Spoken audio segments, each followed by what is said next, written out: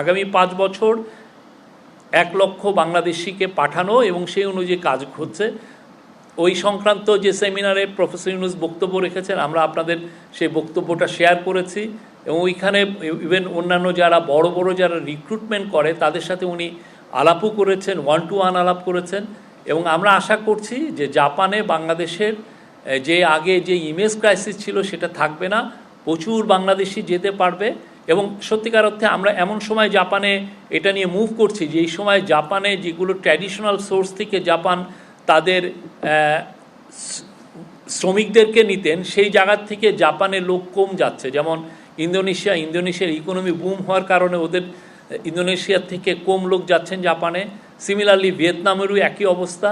আর Myanmar থেকেও অনেকে যেতেন, কিন্তু মায়ানমারে এখন আপনারা জানেন একটা যুদ্ধাবস্থা, সেই জন্য যেতে পারছেন না।